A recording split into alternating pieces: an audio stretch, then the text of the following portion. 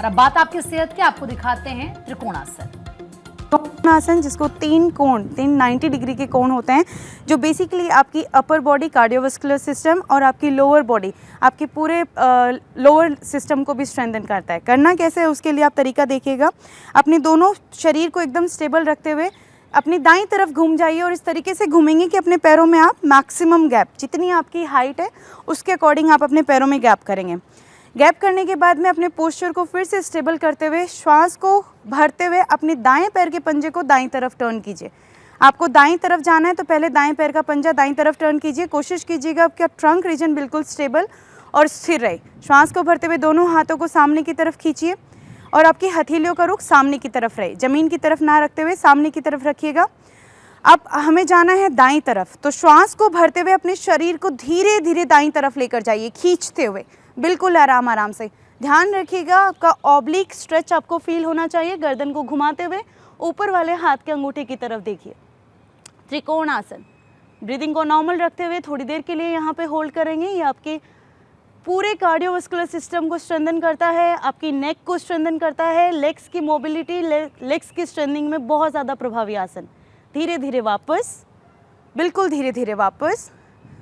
यहीं से दूसरा आसन करेंगे, हाथों को नीचे लेकर जाइए, वीरभद्रासन। सेम वही पोस्चर रहेगा, आपके पैरों के बीच में वही डिस्टेंस रहेगी, बस यहाँ पे वेरिएशन ये है कि आपको घुटने को 90 डिग्री तक बेंड करना है और अगेन आपके ट्रंक रीजन को सामने की तरफ ही रखना है। श्वास को भरते हुए धीरे धीरे दोनों हाथों को फिर से उठाना है और अब यहाँ पर आप चाहें तो अपने हाथों का रुख ज़मीन की तरफ करें और गर्दन को घुमाते हुए जो पैर मुड़ा हुआ है 90 डिग्री, उस हाथ की तरफ देखें। वीरभद्रासन, जैसा कि नाम से ही क्लियर है, ये आपको वीरता अर्थात पूरी तरह से आपको स्ट्रेंथन करता है, मानसिक रूप से, शारीरिक रूप से और इमोशनल रूप से। धीरे धीरे श्वास को भरते हुए वापस ऊपर, हाथ नीचे, बिल्कुल आराम से अपने दोनों पैरों को मिलाएंगे और अपनी वापस सीधे की तरफ खड़े हो जाएंगे। नाम है वृक्षासन। करना कैसे है, श्वास को भरते हुए अपने दाएं पैर के पंजे को उठाना है और आराम से अपनी बाएं पैर की इनर थाई पर रखना है और बिल्कुल धीरे धीरे श्वास को भरते हुए दोनों हाथों को ऊपर लेकर आना है। अपने ध्यान को किसी निश्चित बिंदु पर केंद्रित करना है और कुछ पल के लिए यहाँ पर रुकना है।